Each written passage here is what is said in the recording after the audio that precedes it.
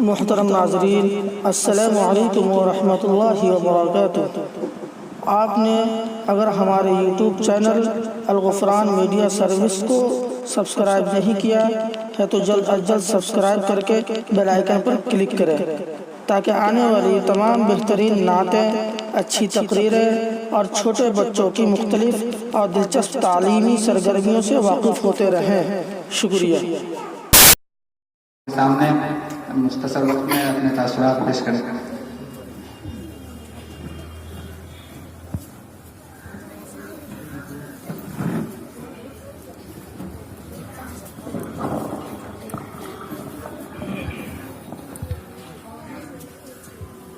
Stage پر جو نبی کے بارے صاحب بہت بہترین لوگ بیٹھے ہوئے ہیں، ساتھ ہی ہمارے جو بچے ان کو دیکھ کر آپ کو کتنے خوشی اس کو لفظوں میں بیان نہیں کر سکتا ہوں۔ ان تمام لوگوں کو میں دل کی آمد گہرائیوں سے السلام علیکم پیش کرتا ہوں۔ آج یہ دوسری مجلس ہے جس کو تبدیل میں دیکھتا ہوں آنکھیں شمار ہو جاتی ہیں۔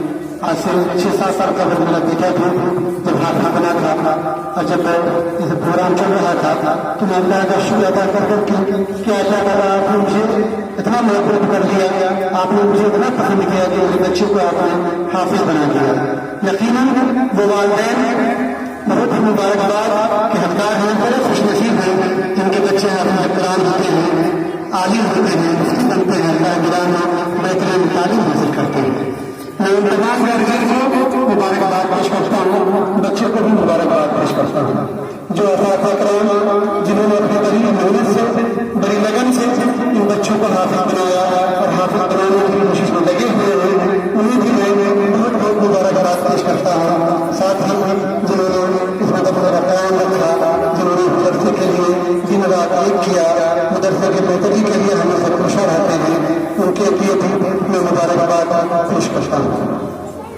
دیکھیے بچوں، میں آپ سے مخاطب ہوں، آپ ایک بہت اچھے مدرسے میں تعلیم حاصل کر رہے ہیں اور ڈاکٹر بننا، انجینئر بننا، سائنٹسٹ بننا یا بہت بڑا آدمی بننا، اس سے بھی کہیں زیادہ بڑا ہے ایک حافظ قرآن بننا، ایک اچھا انسان بن جانا۔ آپ ایک اچھے ادارے میں، ایک اچھے نظام سے، بلکہ میں آپ کی یونیفارم کو دیکھ کر بہت خوش ہوں کہ کاش میں بھی بچہ ہو جاتا اور اسی یونیفارم میں آپ لوگوں کے ساتھ بیٹھ کر یہاں بھی حافظ ہو جاتا اور ایک اچھی تعلیم حاصل کر کے ایک آپ لوگوں کی طرف سے اچھا انسان ہو جاتا۔ تو خیر بڑھاپا بھی ایک بچپن میں ہی ہے، میں آپ لوگوں کو دیکھ کر اپنا بچپنا یاد کرتا ہوں، میں آپ کو بچے ہی تبدیل کرتا ہوں۔ آپ لوگ اپنے ماں باپ جو بڑی محنت مشقت سے پیسہ خرچ کر کے جاتی ہے اپنی طرف برباد کر آپ کو تعلیم کے لیے جہاز کے لیے بھیجا ہے، کبھی اپنے ماں باپ کو فراموش نہیں کیجیے گا۔ اپنے ماں باپ کی کسی بھی بات کو بالکل برا نہ مانیے گا، ان کو جو اچھا لگتا ہو وہ جیسے چاہیں گا آپ زندگی بسر کریں اس حساب سے بسر کیجیے گا، ان کے حساب سے بننے کی کوشش کیجیے گا۔ دوسرے استاد چاہے وہ بچپن کا زمانہ ہو یا جوانی کا زمانہ ہو یا آپ کے بڑھاپے کا زمانہ ہو، استاد آج بھی استاد ہے، استاد کل بھی استاد ہے، استاد ہمیشہ استاد رہیں گے۔ آپ کبھی بھی اپنے استاد کے احترام میں ذرہ برابر کی کمی نہیں کیجیے گا۔ اور زیادہ میں کیا کہوں، میں اپنے آپ کو بڑا خوش نصیب سمجھتا ہوں کہ حضرت لوگوں نے مجھے یہاں بلایا، اتنے بابرکت مجلس میں مجھے کھڑا کر کے 2 لفظ بولنے کا موقع دیا، بہت بہت شکریہ۔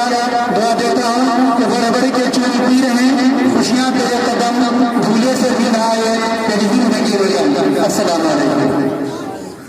حاضرین اور مہمان کرام، یقیناً ایک مسلمان کے لیے اس سے بڑی مجلس اور اس سے اہم مجلس نہیں ہو سکتی ہے۔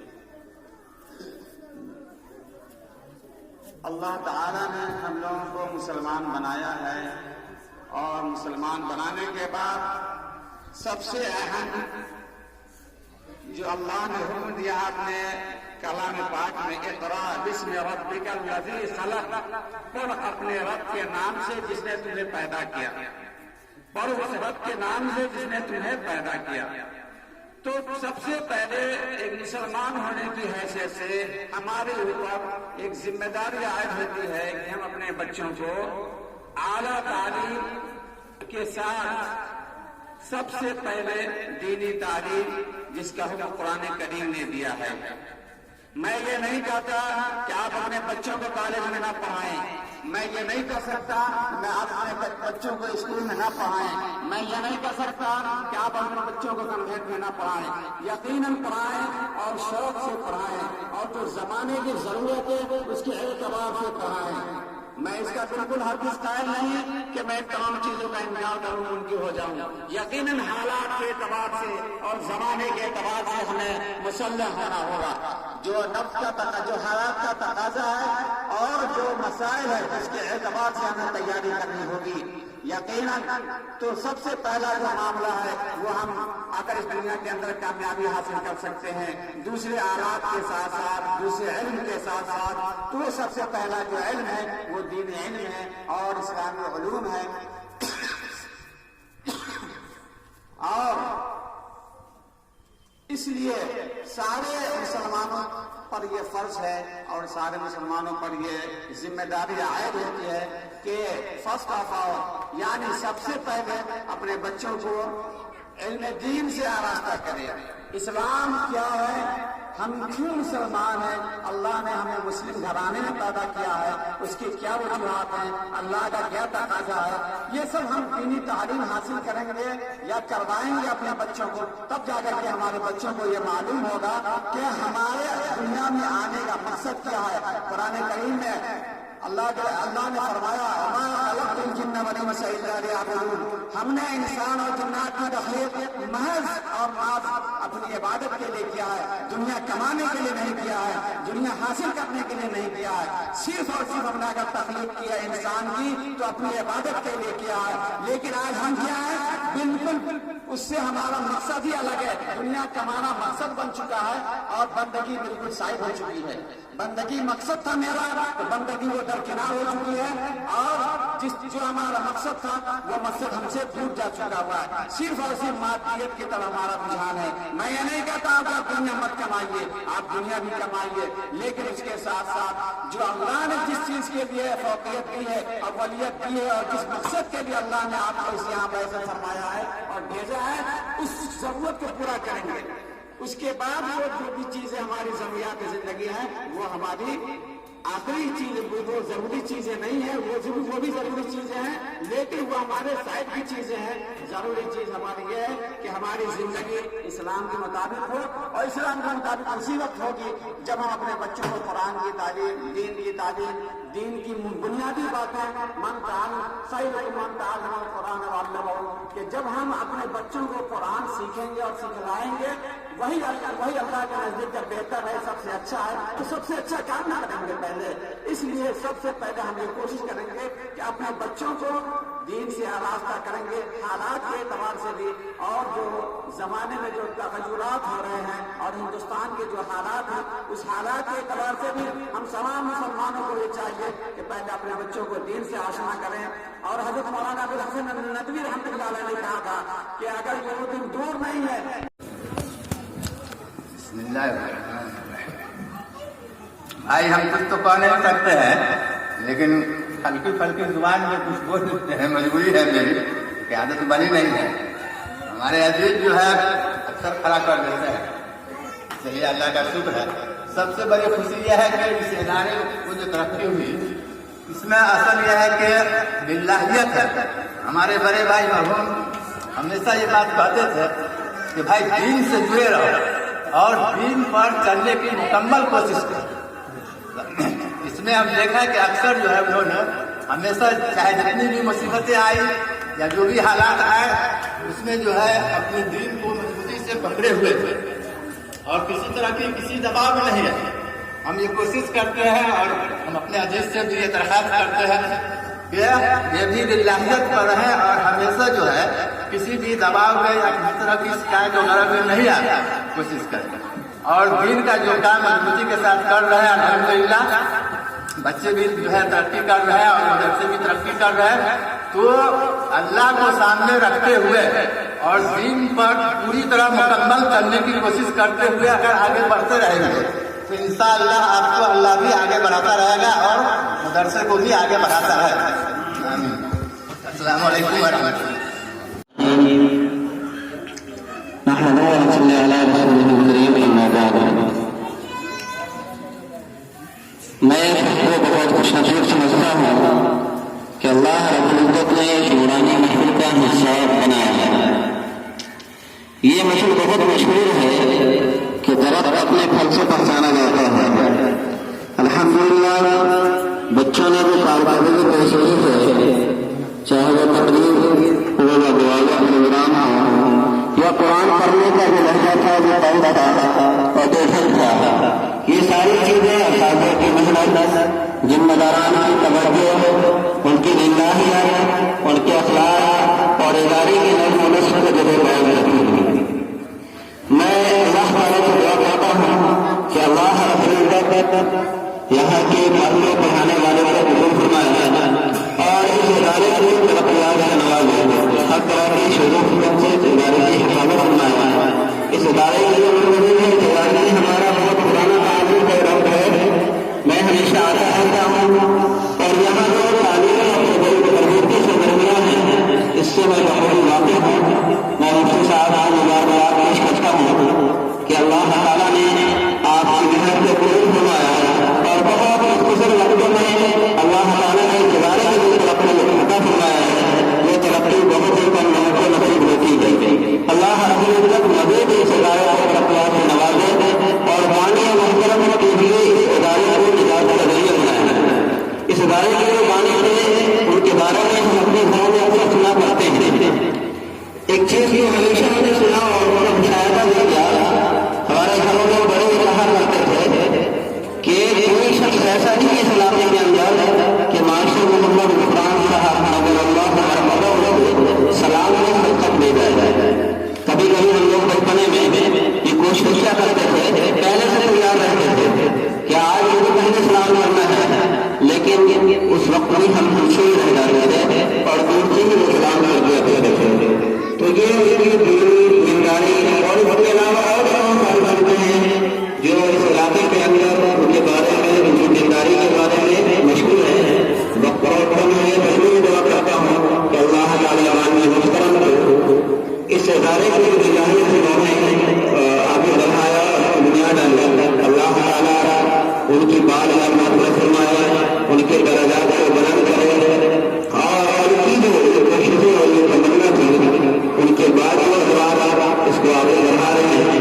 اللہ تعالیٰ کے ساتھ ان کی اس تمنا، ان کی خواہش اور ان کی آرزو کے ذریعے قیامت ان کی آگے ساری فرمائے. اور میں اس قابل ہوں نہیں. اور یہ ہے کہ یہ مدرسہ ہے اور بچوں کے محنت سے پہلے ہم گارجنوں کو محنت کرنا ہوتا ہے کہ ہم کیا کر رہے ہیں اپنے بچوں کے لیے، میرا کیا فیصلہ ہوگا اپنے بچوں کے لیے. میرا ہی بچہ ہے، میں بہت دیر سے اس کو داخلے میں ڈالا مدرسے میں. یہاں وہ شروعات کا 5 کلاس میں اس کو انگلش میڈیم اسکول سے پڑھا. اللہ تعالیٰ نے مجھے 3 بیٹا دیا لیکن تشفی نہیں ہو رہی تھی کیونکہ میں بھی پڑھا تھا مدرسے سے اور یہ بات برداشت نہیں ہو رہی تھی.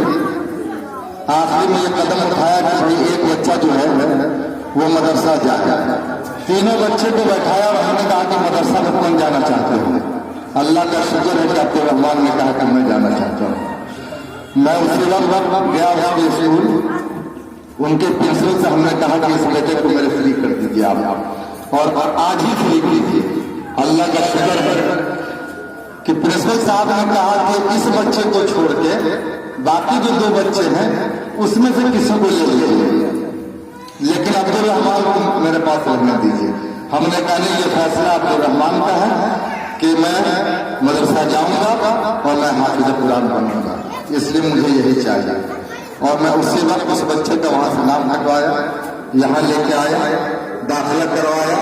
شاید 2015 کا وہ سال ہے اور یہ 19 शुरुआती दौर यहाँ से अब गांव देहात में मस्सा मेरा घर है, कैसे पढ़ाई होती है करीब करीब हम सब लोग तो जानते ही हैं कि गांव के मकतब में।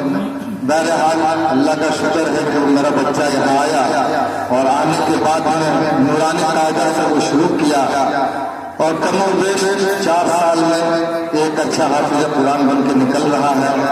यह इनाम इस मदरसे के मुहतरम और मुदर्रिस खास तौर से उनके जो उस्ताद हैं उनको मैं बहुत बहुत मुबारकबाद देता हूँ और दुआ करता हूँ कि अल्लाह ताला आप लोगों की मेहनत को इस मदरसे को और ज़्यादा तरक्की से नवाजे।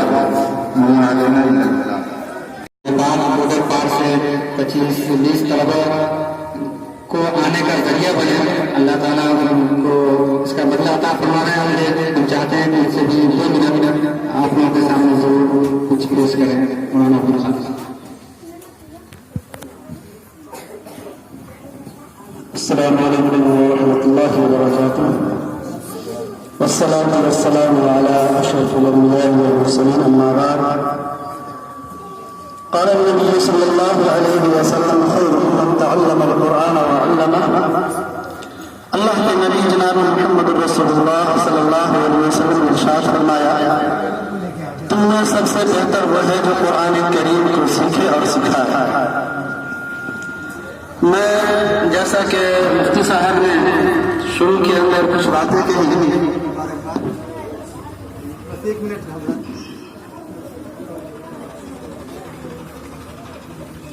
میں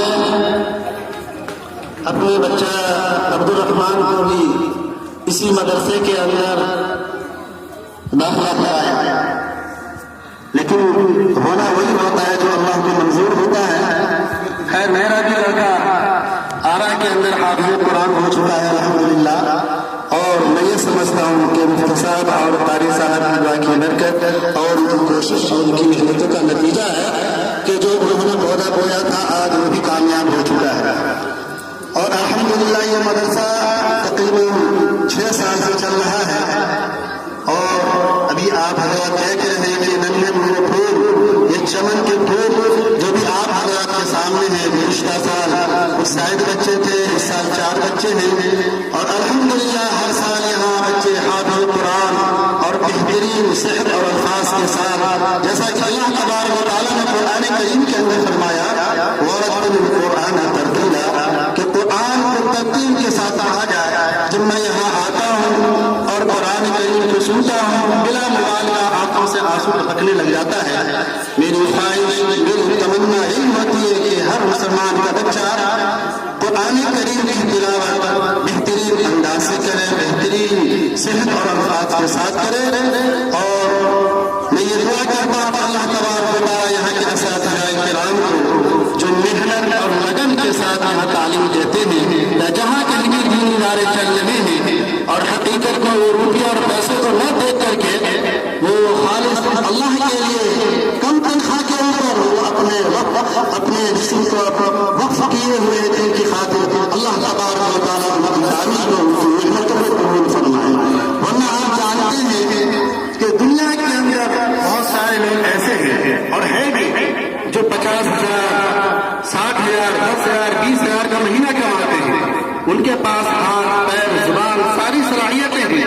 ایسا نہیں ہے کہ ایک مولوی آدمی جس کو بولنے کی صلاحیت نہیں ہے، ان کے پاس ہاتھ اور پیر نہیں ہے، لیکن وہ صرف خالصتاً اللہ کے لیے وہ دین کی تعلیم دے رہے ہیں۔ اور جیسا کہ میں نے حدیث من تعلم القرآن وعلمه، کہ تم میں بہتر انسان وہ ہے جو قرآن کو سیکھے اور سکھائے۔ تو بھائی میرے بزرگوں، میں اور عزیز بچوں، میں آپ سے گزارش کروں گا کہ آپ اس ادارے کے اندر پڑھ رہے ہیں، محنت اور لگن سے پڑھیں۔ اللہ تبارک و تعالیٰ ہم سب کو جب تک دنیا کے اندر زندہ رکھے، اسلام اور ایمان پر زندہ رکھے، اور اس مدرسے کو دین دنیا کے اندر ترقی عطا فرمائے۔ یہاں کے اساتذہ کرام اللہ تبارک و تعالیٰ ہمت اور حوصلہ